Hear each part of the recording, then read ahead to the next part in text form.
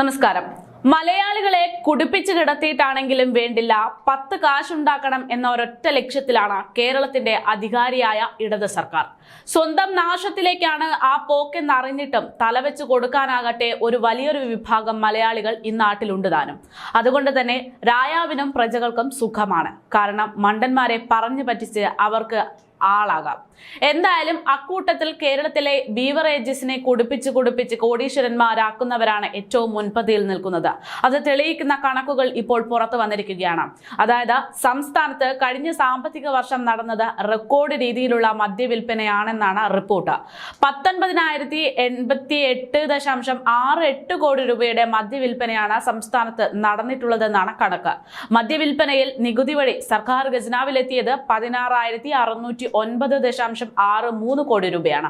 2022-23 കാലഘട്ടത്തിൽ മദ്യവിൽപ്പന 18,510.98 കോടി രൂപ മാത്രമേ ഉണ്ടായിരുന്നുള്ളൂ. നികുതി വഴി സർക്കാർ ഖജനാവിൽ എത്തിയതാകട്ടെ 16,189.55 കോടി രൂപയും.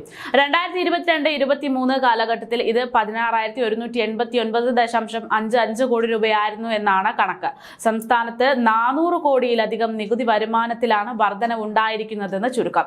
അതേസമയം സംസ്ഥാനത്ത് വിൽപ്പന നടത്തുന്ന മദ്യങ്ങളിൽ 80% അന്യ സംസ്ഥാനങ്ങളിൽ നിന്ന് എത്തിക്കുന്നതാണെന്നും എന്നാൽ ഇവിടെ ഉൽപ്പാദിപ്പിക്കുന്നത് 20% മാത്രമാണെന്നുള്ള കണക്കുകൾ ഉൾപ്പെടെയാണ് ഇപ്പോൾ ബീവറേജസ് കോർപ്പറേഷൻ പുറത്തുവിട്ടിരിക്കുന്നത്. ബീവറേജസ് കോർപ്പറേഷന്റെ ഉടമസ്ഥതയിലുള്ള 277 റീറ്റെയിൽസ് ഔട്ട്ലെറ്റുകൾ വഴിയാണ് സംസ്ഥാനത്തെ മദ്യവിൽപ്പന നടത്താറുള്ളത്. ഇതിനു പുറമെ കൺസ്യൂമർ ഫെഡിന് കീഴിൽ 39 ഔട്ട്ലെറ്റുകളും കേരളത്തിൽ പ്രവർത്തിക്കുന്നുണ്ട്. സംസ്ഥാനത്ത് 3.34 കോടി ജനങ്ങളിൽ 29.8 ലക്ഷം പുരുഷന്മാരും 3.1 ലക്ഷം സ്ത്രീകളുമാണ് മദ്യം ഉപയോഗിക്കുന്നതെന്നാണ് കണക്കുകൾ.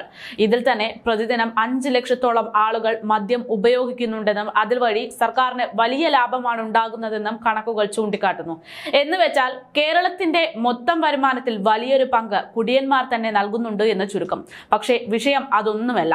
സാമ്പത്തിക പ്രതിസന്ധിയുടെ പേര് പറഞ്ഞ് ഇടത് സർക്കാരിന്റെ തെരഞ്ഞെടുപ്പ് വാഗ്ദാനങ്ങളിൽ പ്രധാനപ്പെട്ട ഒന്നായിരുന്ന പെൻഷൻ പദ്ധതി നിർത്താൻ പോകുകയാണ്. സാമ്പത്തിക പ്രതിസന്ധി, ഇത്ര വലിയ വരവ് സർക്കാരിലേക്ക് ഉണ്ടായിട്ട് പോലും സർക്കാർ ഇത്തരമൊരു പ്രതിസന്ധിയെ എന്നൊരു ന്യായം പറഞ്ഞുകൊണ്ടാണ് ഈ പെൻഷൻ പോലും നിർത്താൻ പോകുന്നത്. എന്തായാലും കേരളം മുടിയും വരെ ഇവിടുത്തെ സർക്കാർ ഇത്തരത്തിൽ പൊതുജനങ്ങളെ വഞ്ചിച്ചുകൊണ്ടേയിരിക്കും എന്നത് വ്യക്തമായി കഴിഞ്ഞു.